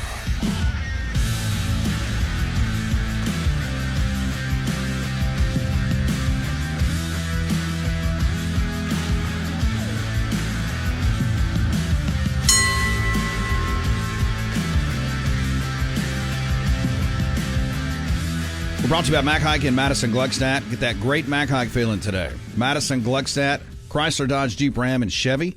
New and used inventory. Great deals to help you out through the year at Madison Gluckstadt. On-site, online. Get that great Mac Hike feeling at Madison Gluckstadt. Location of Mac Hike, MacHikeMadison.com. Aaron Gershon coming up here in about 30 minutes. We'll talk a little Kentucky basketball and Kentucky football. Let's see here. Texas 601-885-3776. White Denzel, I think you got. You text the wrong person. Says Laura's gym end of the year show is April 27th at 10:30. Going to be a long day. She has to be there no later than 5 minutes early. Beaver, I don't know that we needed to know about Laura's gym end of the year show, did we? Or do we know Laura? Yeah, it's his daughter. Oh, well, maybe he did want us to know that. Are you going now that you have this? If I'm invited. I think that was your invite. Let's see here. JM. Jake, I was in the poker room last night at Ameristar. Stopped by the sports book. It's really nice. It rivals those in Vegas on about a 2-to-1 scale. I haven't been there since they redid both. No, it's very, very nice. Thank you for that, JM. I hope you had a good time down there. Unnamed texture. If Jake is a propagandist, explain his Michigan pick last year. Aha! See? See, that's just straight calling it as I see it. Straight calling it. But see, I was called a Big Ten propagandist last year. It's amazing how that all changes, right? That all changes. But I'm not on Michigan this year. I mean, Michigan's got a long way to go. A lot to build back on. Give us a call, 601-897-1059. That is the Malone Roofing caller line. Let's go to Gator Matt. Matt, welcome in. Happy Monday. Jake, you go outside earlier? I did spend a little time outside, yes. Can we chalk this up as being one of the dumbest damn things that we have done? Yes. I mean, what are we doing? I mean, it's not even 100%. It's 80%. I mean, what is that? I mean, what are we doing? Are we flattening the curve? I think so. I think that's a great way to put it. I've never seen anything like it, Jake. People are just so excited. You know, let's post. Let's post. You did it too, Jake. Don't say you didn't, because everybody posted. Everybody's got to post the toenail sun, whatever it was. That's the right. dumbest thing I've ever heard of. Did you? Who's Kentucky going to go out and get? Have they hired anybody yet? Not yet, but it looks like they could be going after the UConn coach after tonight. They're just the Alabama of basketball, aren't they? They just think they can go get whoever they want. If they don't go get Billy Donovan, because, Billy Donovan, he's coaching the Bulls. Come on. Go back to college. You're wasting your time. Billy Donovan will be a home run. But anyway, good for Calipari. He's going to have to put up with that. He go to Arkansas, and he'll have more money there, and he can do whatever he wants, whatever. He can drive motorcycles with women on the back of it. See ya. That is true. You think about it. John Calipari felt the squeeze play coming. He knew that probably next year, if he got another deal or another year, it was win or go home. So you go to Arkansas, where they got a ton of money. They've won in basketball. Obviously not at the level Kentucky does. He can go there and ride the Sweet 16 for the next 5 years, can he? Get paid a lot of money? I think, it's Calipari. It's a huge name. I think there's going to be not as many expectations because Kentucky's just had this constant stream of one and done. Great players. I think there's going to be a lot more pressure and expectations with him coming to Arkansas, maybe, than a lot of people would think. But not to win it immediately, right? It shouldn't be, but we just talked the other day about how crazy a lot of these Arkansas people are with their "woo, Pig Sooie" chant and all that, how odd that is. Oh, yeah. They got, we got money. We got Walmart money, all that business. So, no, I think there are going to be some out-of-whack expectations. And you're probably right. There will be some of that. So the numbers are in, let's see, for the women's basketball championship, 18.7 million people watched the women's national championship game. Did you watch any of it? Nope. Same number as the Washington-Texas college football playoff semifinal. Higher than last year's Georgia-Alabama SEC championship game. As Stuart Mandel says, just to think 2 years ago, the same event drew 4.5 million. I would call this an outlier, though, wouldn't you? Because you had the young lady for Iowa. You had South Carolina going for greatness in that to run the whole table. Didn't lose a game all year. So I felt like there was a lot of that build up. Yeah. No, I'm with you. That first off, to go undefeated, though, that is pure insanity. 38-0, that's crazy talk. Yeah, but I'm with you. How is it going to go next year when there's not a Caitlin Clark playing? When there's not an Angel Reese playing? What's going to happen with women's basketball? It'll be fine, of course, but it's gotten bigger, but I don't think we're going to see these massive ratings the past couple games we've seen. No, I think you're right. How many people watched WrestleMania? Did you watch all of it? Yeah. How was it? I don't watch these things. It was Saturday night was good, I guess. Decent to good. Last night was better, I guess. I don't know. You need to talk to Rafael Esparza about it. That man texted me and said, I give last night a D. Really? Are there just no superstars in that game anymore? Is that why they're bringing back The Rock and The Undertaker to these events?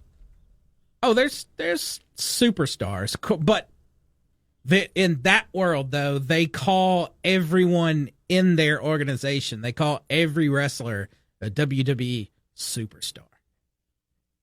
So what is a real superstar? Right. 601-885-3776. If you want to give us a text, that is the Cowboy Maloney's text line. Let's see here. A couple other things we're going to get into as we move into hour number 3. Fans are still stunned at the Masters. Obviously, it's Masters week. You'll have an opportunity to win some prizes courtesy of Mississippi Legends Grill and likely our friends at Live Oaks. I got to talk with Live Oaks, make sure we're good on some things. But the Masters coming up. Just need your picks on the text line. Who you think is going to finish 1, 2, or 3? If you want to go ahead and start submitting that, you can. Just who you think is going to finish 1, 2, 3. And fans done, though, the Masters still has some of the lowest concession prices compared to other big events. Let's see here. Turd Ferguson says, I think all of it was trash, but it was really cool for nostalgia, the nostalgia factor in the last match. Would you agree with that? Yeah, it was a pretty neat sequence of events, except for The Undertaker showing up. Absolutely pointless. Made no sense. I did see a quick video on that on X. It seemed like everybody got really riled up about it, though. Oh, yeah. Undertaker is the greatest thing ever in the world, but showing up where they put him in that spot, Turd, that made absolutely no sense to the storyline or the match or any of that. They just wanted to bring him in. The Real Eric says, I just wanted to hear the glass break. Yes. That makes sense. I wondered about that, too. Didn't happen. What's that? The glass break. What does that mean? Stone Cold. Oh, okay. Okay. All right. We'll get into some other stuff as well. Also, a Canadian football team once drafted a deceased player a year before another franchise made the same mistake. And LaDainian Tomlinson floats a conspiracy theory about ex-Chargers offensive coordinator throwing playoff game to land a head coaching job. We're brought to you by Ashley Howie, Crowlike Realtor, 769-226-3782. Facebook.com/Ashley Howie Realtor if you're looking to buy, sell, or relocate. Back in a bit. WRKS Pickens Jackson, where it's Time to take a ride. Yes, we're back with Jake Wimberly on the Afternoon Drive. It's live, it's local, and it's on ESPN 105.9 The Zone and online at thezone1059.com.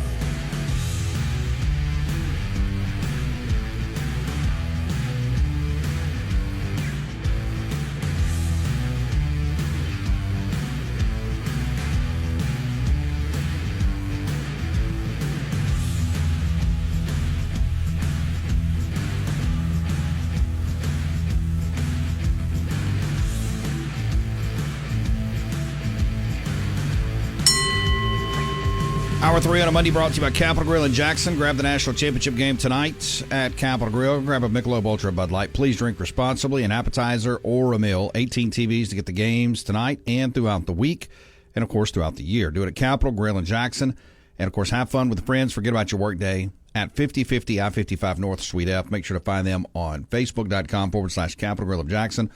Also, CapitalGrillofJackson.com. David Murray in the first hour. Chris Landry segment 2. We'll have Aaron Gershon next segment, 247sports.com on Kentucky. So Gator Matt had poised, did we make, and I'm paraphrasing, too much of this whole experiment today? We've had eclipses before. You've had blood moons and all this stuff. Was this way overblown today? Maybe a little bit, but no, it's neat. It's a neat thing. Just because our weather was trash, it didn't cooperate here. But like I saw something on Facebook earlier, my half sister who lives in Cincinnati, like she posted pictures like they had. Wait a minute, what? I didn't know you had a sister. Half sister. Well, you've never even told me this. Half. Okay. Well, that's because I only halfway care. Okay.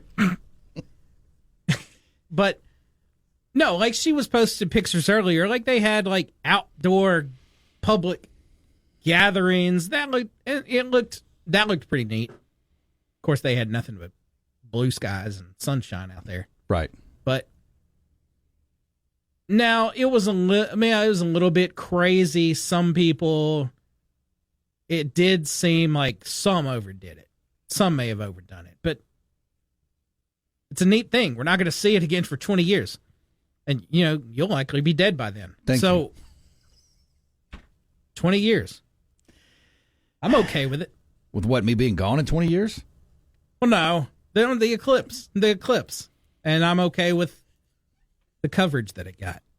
Very good. I don't want you to perish. I don't know. I'm starting to wonder. Let's see here. Jason in Flagstaff, you can text us 601-885-3776. Yep, Undertaker, Sierra Hotel, India Delta for a guy who wrestled as a different character 20 minutes earlier. Just too much cinema. Also, Possum Joe coming off a big UFL weekend with Zippo and Zippo here. Well, Joe, we still have an hour left. Beaver's going to give us his breakdown of the UFL weekend. We had that on the notes to do anyway. Let's go to DJ. DJ, welcome in.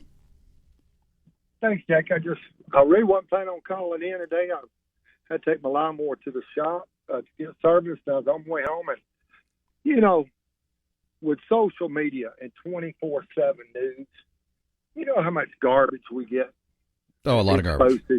Yeah. It is. Now, don't get me wrong. I've said to a good friend of mine, I said, you get it first on social media. You just don't always get it right.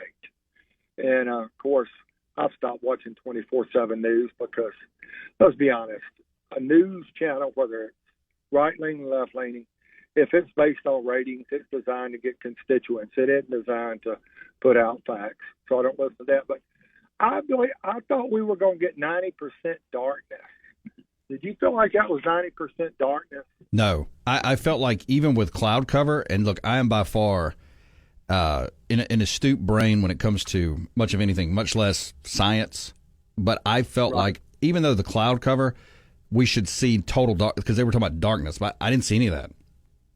Absolutely, because you think about 90%, I would think darkness would be with a full moon and a bright cloud of stars. Wouldn't that be like 90%? That's what I thought we were going to have, about that much darkness. And then with the clouds, I said, yeah. No, I was, of course, now I'm sure there are places that it was. And, of course, I'm sure we'll see better pictures on YouTube and TikTok and Twitter in the next couple of days. But I was a little bit disappointed, too. But I will say I was not disappointed in the UFL. Did you watch it? I did not, but I have it pulled up here, ready to talk about it. Let me get my 2 cents. The skill play has been good in the past, but I think now that they've combined the league, I think the play in the trenches is so much better. It was good football, and Matt Corral's the real deal. I wouldn't be surprised if he don't get picked up by an NFL team again. Didn't he have some injury issues? Is that why he got? I don't really remember. Do you remember why he is out of the league? Did he have an injury or something? Injury, and then he had some personal stuff. What's that? What'd you say, B? But he looked really good. But anyway, thanks, Jake. Thanks. Appreciate it. 601-897-1059. Yeah, Joe wants to know why we haven't said anything. Did you watch any UFL over the weekend? No, I actually turned on a game the DC Defenders were playing. Can't remember who. But it was halftime by the time I turned it there. I did hear the name Jordan Tiamu brought up, though. But I didn't get to see anything because after that, I just didn't really care. You got the Birmingham Stallions 2-0 in the USFL division, followed by the Michigan Panthers and the Memphis Showboats. They're both 1-1. Houston Roughnecks at 0-2. And in the XFL division, San Antonio Brahmas at 2-0. And the DC Defenders, St. Louis Battlehawks at 1-1, and the Arlington Renegades at 0-2. Does that satisfy Joe? I mean, it should. You gave the standings last week.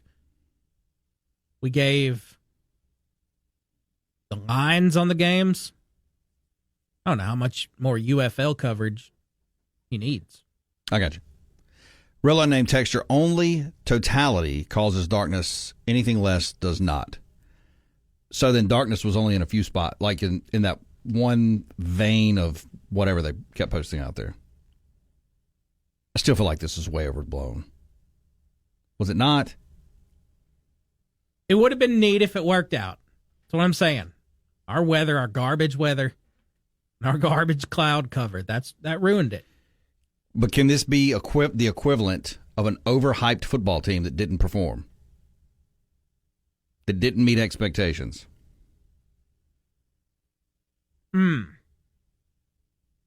Okay. I can go with you on this. We're going to compare this because I basically thought it was going to be like the Black Hole Sun video for Soundgarden. Do you remember that? Yes. So we didn't have anything close to that. So comparable to what 2024 Ole Miss is going to be. I'm with you. So you think, what was the official name of this today? Is it just Eclipse, or did they name this thing? Total Eclipse. Not of the Heart. Bonnie Tyler style. Oh, okay. So you're calling Ole Miss's 2024 football season the total eclipse of Ole Miss football? Well, you brought this up. A team underperforming. So you have them underperforming in 2024. Compared to these dang expectations, yes. But because in my small brain, I figured it for at least 90 seconds. I'm kind of with DJ on this. The whole world was going to be, bam, dark. And then, bam, where the sun was out, it would be back light again. Well, we didn't have totality. So I feel like this. It's like the scientist on here just referenced. Our very own scientist, unnamed scientist. I feel like we got Texas Tech. Way too much hype. And they lose in week 1. They're like BYU. That's what I feel like happened here. Turd Ferguson, Jake spitting more Ole Miss quarterback propaganda. Is this an Ole Miss show now? Res Dog. He says, I think the eclipse made you soft. They said it's affecting people. I mean, look, I've got a article teed up down here. Where's it at? On this whole deal, let's see. People complaining the eclipse is making them sick, causing headaches and insomnia. Yeah. Where? Where are they claiming? Does it say what? Where is this from? We'll have to get into that. Yeah, I just don't. You mentioned that before the show even started, and my immediate thought then, and it still remains now, since you want to tease these stories, I won't figure it out until later, but how can you claim you're having insomnia? It just happened. You haven't even had a chance to go to sleep yet. I have no idea. As we get ready to go to break, Brad says, what is it? A nice eclipse. I don't even know if it's a nice eclipse, right? At least where I was at, it wasn't even comparable to Maryland football. Hey, we're brought to you by Subway. 2 locations we want you to put on the radar. Over on the reservoir side of Flowwood, 317 Village Square near Shaggy's, also 626 Grants Ferry Road. Grab a sandwich, grab a meal, take your family, get by, ask about the catering options. Platters of sandwiches, cookies, and more. Swing in for lunch or family dinner. Cater your business party or your event. Do it. Eat fresh. Eat local. Subway. Make it what you want. Aaron Gershon coming up next. Ladies and gentlemen, the time has come to go back. Back to the afternoon drive with Jake Wimberly. With the hottest sports stories of the day. For one of those moments, it only happens right here on ESPN 105.9 The Zone and online at thezone1059.com.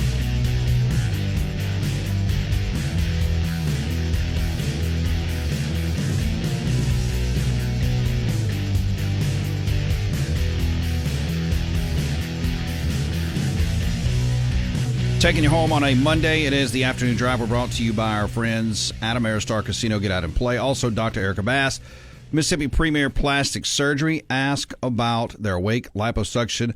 Could be the answer for you guys out there as you move into spring and summer. It may jumpstart your fitness goals. 601-981-2525. Aaron Gershon, you can find him at agershon99 on X, University of Kentucky beat writer. The Cats, Paul's 247 Sports, part of 247sports.com. Aaron, thank you so much for taking time. How are you, brother? I'm doing all right. It's a little bit hectic right now, but I'm happy to be on with you. Happy to do it. No, thank you so much. I'm sure it is. So let me ask you this. When did you start hearing that this was coming or potentially that John Calipari was out and, and for all places, Arkansas? Yeah.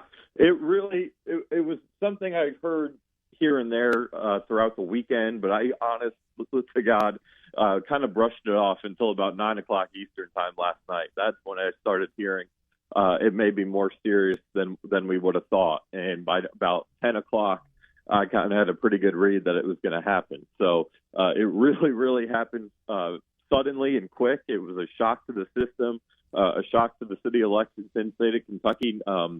Just 2 weeks ago, Mitch Barnhart publicly put out there on Twitter that John Calipari would be back. There was some talk of maybe they were ready to move on. They had the money raised to buy him out at $33 million if they had to, and Mitch Barnhart decided no, we're gonna stay the course. The two, being Calipari and Barnhart, went on live TV here in Lexington. Now with UK's official broadcast partner, so there weren't any hard hitting questions, but the two did sit together and do an interview together for I couldn't tell you the last time outside of his introductory press conference that had happened. So it seemed like the two sides who don't have the best relationship had kissed and made up a little bit, but less than 2 weeks later, we're here, and he's going to Arkansas, like you said, of all places, and it sounds like he was flirting with Ohio State and USC before that. So it just seemed like he was ready to move on, and that's what's going to happen here.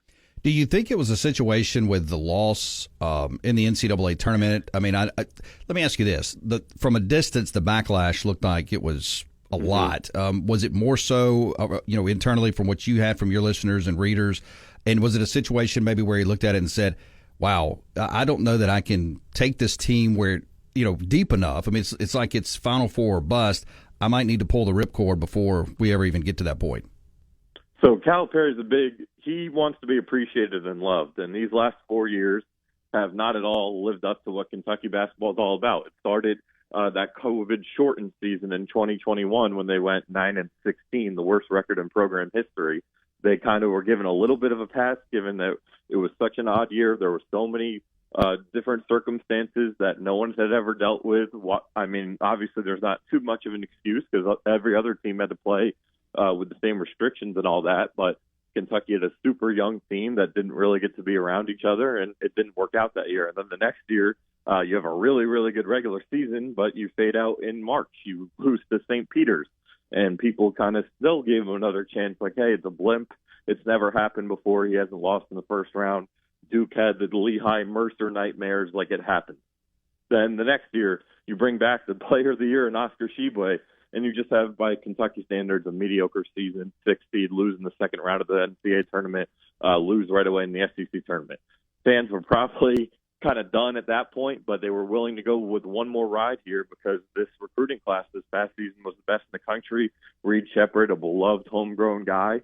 They had a great regular season once again, won some really tough road games, and then they fade out in the postseason. And by that point, everyone was just ready to move on, and it didn't seem like that was going to be the case. And I think the fan base was ready to support the team. I wouldn't say anyone was happy that John Calipari was coming back, but they were ready to get their support behind the players and hope that next year could be better. But now I think everyone's kind of a little bit relieved that it's working out this way. Aaron Gershon on your radio talking Kentucky basketball, Kentucky sports, Monday edition of the program. Make sure to find him on Twitter at agershon99. And, of course, check him out at the Cat's Paws 247 on X as well. All right, so you are a Connecticut native. Are we looking at the next Kentucky basketball coach tonight in Dan Hurley?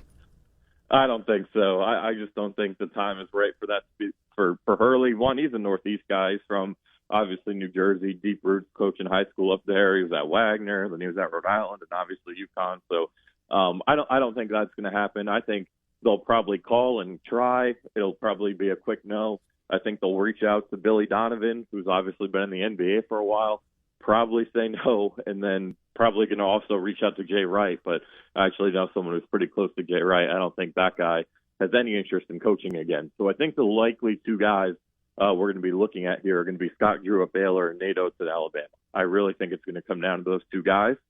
Kentucky, now that they don't have to pay a dime of John Calipari's remaining salary, there's no buyout money, but they're off the hook when it comes to all this money that he had guaranteed to him through the 28-29 season. They can afford Nate Oates a buyout and afford to make him one of the highest paid, if not the highest paid coaches in college basketball. So if they want him, money won't be the issue.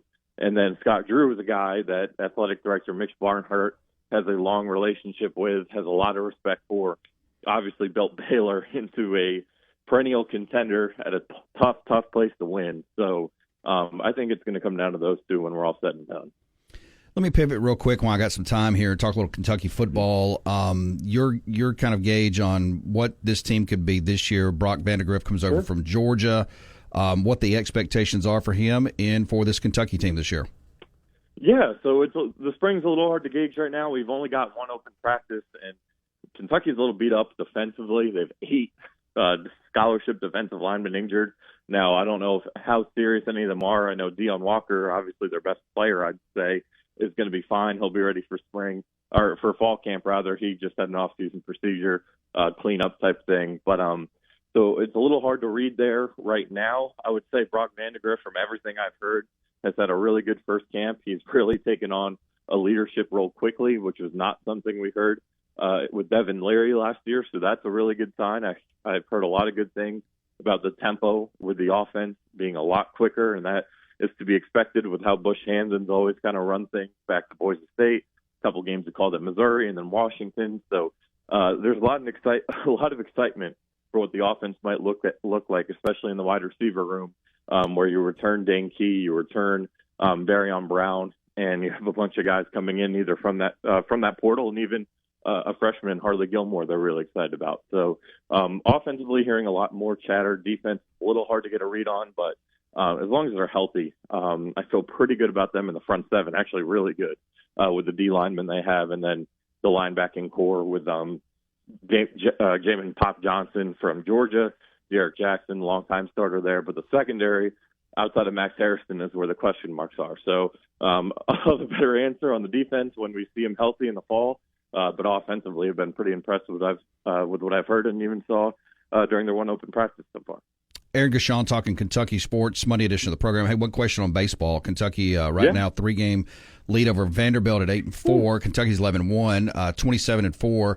Was this type of performance expected out of this baseball team this year? Yeah, I mean, I think there was a hope that they could sustain what they did last year, where they kind of came out of nowhere to host a regional, win a regional. But I didn't think they'd be better. It has been an amazing start. I mean, they're 11-1 in the league, tied with Arkansas there for first overall in the SEC.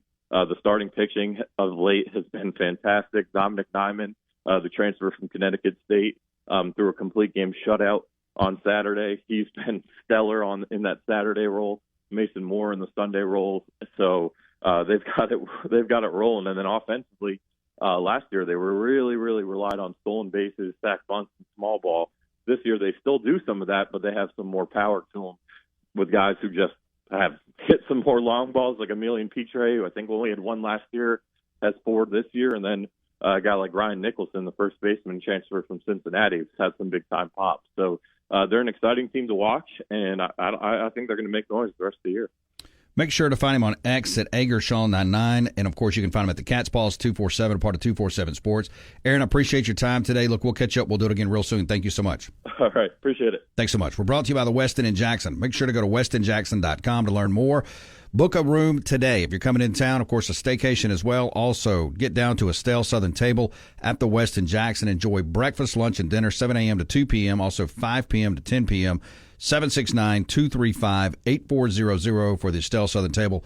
Learn more today about the property, what they can do for you at westinjackson.com. Back in a bit. Good afternoon. Good afternoon. And welcome back to the Afternoon Drive with Jake Wimberly, where he's talking about anything and everything that's Mississippi sports. No, great afternoon. Right here on ESPN 105.9 The Zone and online worldwide on the Zone 1059.com.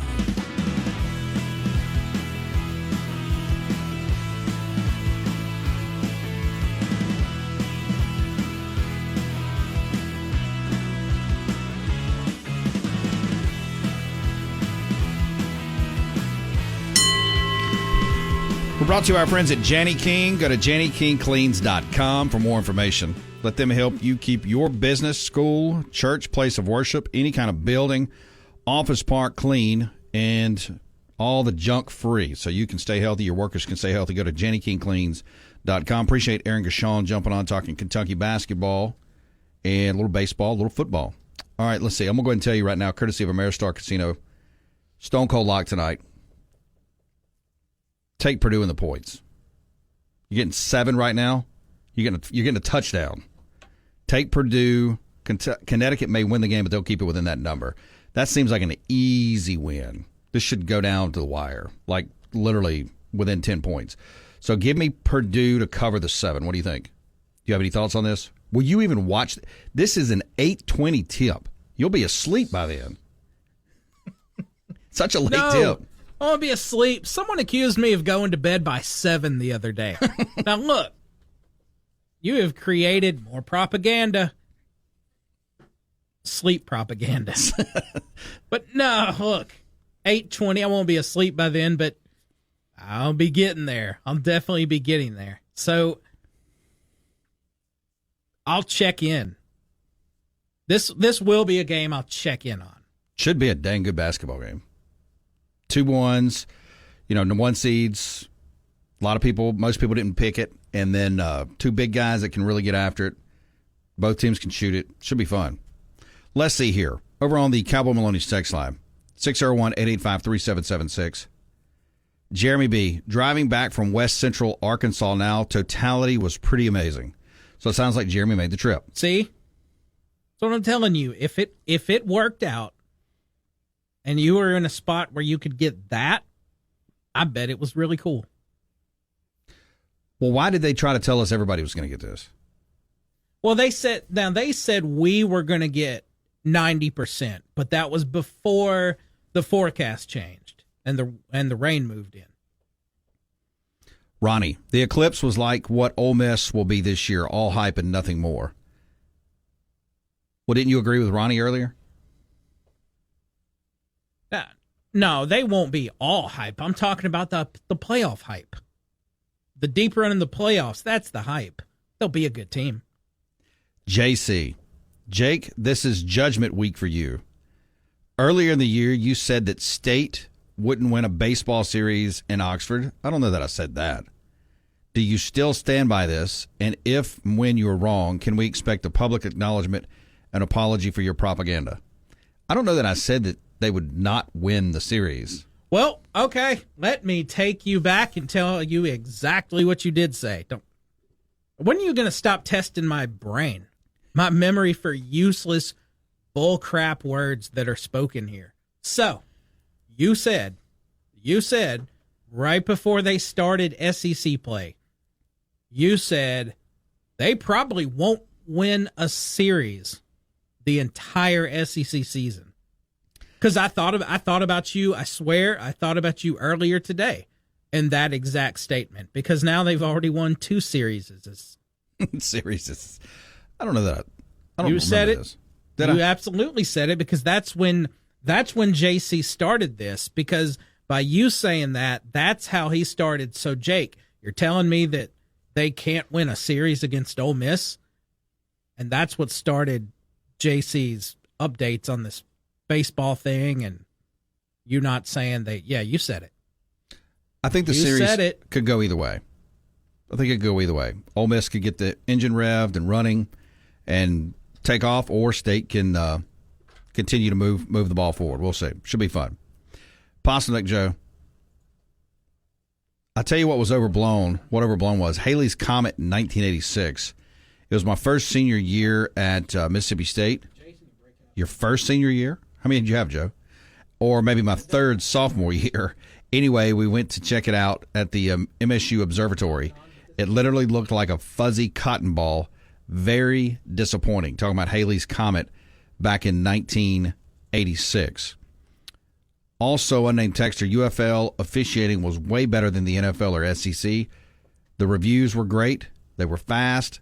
Even the extra point scheme was good. I was surprised. Look, they're putting out a good product with UFL. They really are. It's a good product. I highly encourage people to check it out a little bit. St. Louis Vic. Hey, Beeve, somehow I got pulled back into the WWE over the weekend. Cody Rhodes, man, when will Pat McAfee go away for a while? I would love to party with the dude, but he's exhausting. Anything on the phones? So St. Louis Vic, since he got pulled into the WrestleMania deal, got pulled back in this weekend. Yeah, Pat McAfee is the worst. Was he on this? Yes, he's back doing color commentary on Monday Night Raw and their pay-per-views.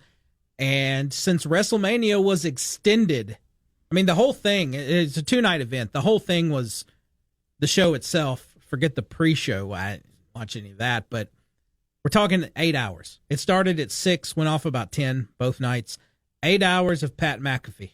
Really? It's so obnoxious. And I get that we're talking about a whole different world. Like, it's the WWE. It's spectacle. It's not like you're going to watch a football game. But for the love of God, this dude would just he would start out just like, Cody Rhodes and Seth Rollins are really coming strong. Like, Why do you need to do that? Why do you need to go so over the top? But isn't all wrestling over the top?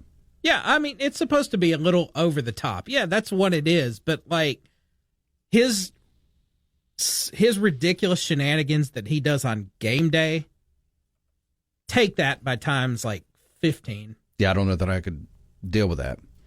Let's see here. Oh, and Postman John, if you know you were on the phone, he said that Haley's Comet was very disappointing in 1986.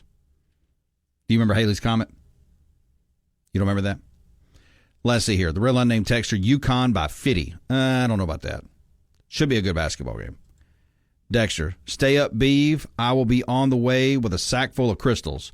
So Dexter's going to be bringing you some crystals. Nice. How about that? Take them. JC, he listed out the series schedule and said they won't win at Oxford. Beeve and I will not let him renege on this. Jake, can we expect a public acknowledgement of apology for your propaganda if you are wrong? Now, I don't know that I necessarily said they defiantly would not win the series.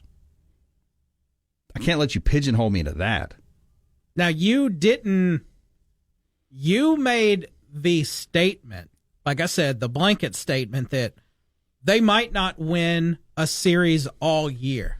And that's when JC, he started going specifically to the Ole Miss. And then, but you tried to dodge it. Every time he texted in about that specific series, you were dodging. But if you said that they're not going to win a series all year, then that would lead, I understand where JC's coming from, because then that would mean, okay, well, then Jake Wimberly thinks they're not going to win this series. JC's talking about going to the podcast. He said, don't make me do this.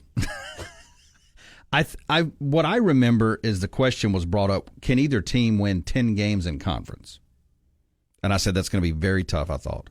Now, State's at 6. Ole Miss is at 3. I thought that's what we were talking about. Somebody mentioned this series, and I don't know that I gave a direction one way or the other.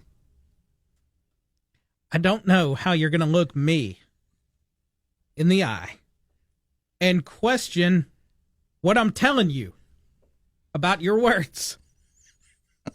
Well, I just don't remember that. Well, of course you don't. That's why I'm here. That is true. The Res Dog, there's no doubt MSU is going to lose the series now.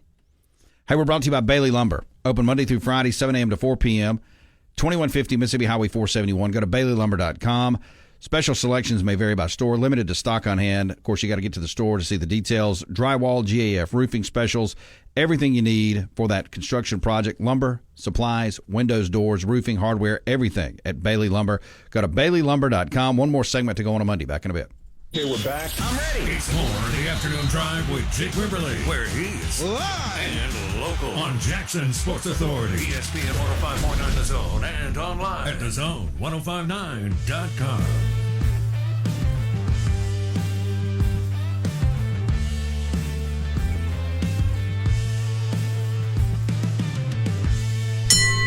We're brought to you by Gutter Masters, online at guttermastersllc.com. Custom gutter solutions for your home. They got them. Screen guards, maintenance plans, everything. 601-503-7755 or online at guttermastersllc.com. Get protected today. We're also brought to you by Williams Newman Williams. When you need a win, car wreck, truck accident, nursing home neglect, online at WNWlegal.com. Thanks to David Murray, Chris Landry, and Aaron Gershon jumping on. We'll get that up later on this week on the podcast. Speaking of, JC said he's headed to the archives. This man is slicker than Bill Clinton. Oh, come on. Let's see here. All right, and Jason in Flagstaff. Well, the eclipse itself was disappointing, but the shadows on the ground were creepily awesome. Well, Jason, we didn't get any of that over here. None of that. I'm going to get back to this. Beav asked me about this. There is an article out here that says people are complaining the eclipse is making them sick, causing headaches and insomnia. Some people on social media are claiming that the total solar eclipse of April 8th, which is today, is causing them to suffer strange symptoms like sickness, headaches, and insomnia. In the United States, the 100% total solar eclipse, of course, began in Texas at 1:27 p.m. local time, and it ended in Maine at 3:55 p.m. It's 4 minutes and 27 seconds. For the rest of the nation located outside the path of totality, people were able to view various degrees of the partial eclipse. while this is definitely a unique event for North America, they actually happen from 2 to 5 times every year, and a total eclipse occurs somewhere on the planet approximately every 18 months, once every 18 months. So why, again, are we making such a big deal out about this today? Why was this one made such a big deal about? Now, I was told that the next total eclipse was going to not be till 2044. I don't know. I'm not an eclipse savant. We'll have a lunar eclipse coming up soon. Well, it says, despite the regular occurrences of solar eclipses, there's no shortage of conspiracy theories and people claiming that it causes them some sort of health issue. For example, the Mirror reported people on social media claiming to feel physically sick, headaches, wiped out, weird, insomnia, no appetite, suffering from other issues they are blaming on the eclipse. According to NASA, there is no physical relationship between a total solar eclipse and your health, and many more of these, and it says, and more than there is a relationship between your health and the new moon. Other misconceptions NASA has tried to debunk include rumor that pregnant women should not watch the eclipse because it can harm the baby. I didn't even know that was a thing, did you? That it will poison any food that is prepared during the event, that solar eclipses foretell major life changes and events, and that solar eclipses 6 months after your birthday or on your birthday are signs of impending bad health. I didn't know any of this was going on. So why are people on social media claiming that this is affecting them in these ways? Like you said, it just happened. How do they know that they have insomnia? Yeah, exactly. You haven't even had a chance to go to bed. So how would you know you have insomnia? I never heard of any of these, by the way, this you just mentioned. The most ridiculous one of those, I think, to me was it would affect the taste of your food. No, these people already had something going on in their heads. So can we start blaming everything negative, take it off Will Rogers and put it on the eclipse? Yeah, Will Rogers has served his time. He's gotten a lot of blame already. Let's go with the eclipse. I think we should. For now. You can bring the Will Rogers blame back later, but for now, the eclipse. Space Ghost. I thought the last total solar eclipse was 2017.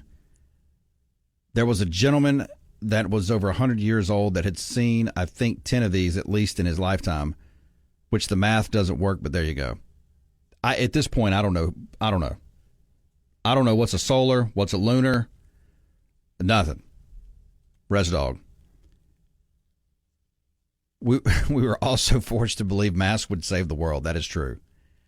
Unnamed texter. Remember the comet Hale-Bopp? It was incredible. You could see it very well. It was 1995, and it will be back in 4,385.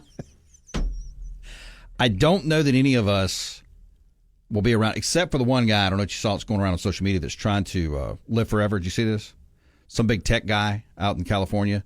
He's a billionaire, and he's had like all of his organs measured, like the life of your heart's this old, your ears are this old. I mean, like he's taking these vitamins. It's like 100 vitamins a day. I mean, he's going through. He's literally trying to reverse his aging. Is what he's trying to do. It's a very weird flex. I don't know that he's going to be successful with that. White Denzel. Not being able to see the eclipse today is Will Rogers' fault. Very well done. Can we blame that on Will in Mississippi? Because I guarantee you he saw it in Seattle, right? If he'd have been here, maybe we would have seen it. All right, let's see here. Oh, did you see this about, can we officially call Morgan Wallen trash? Is this guy just...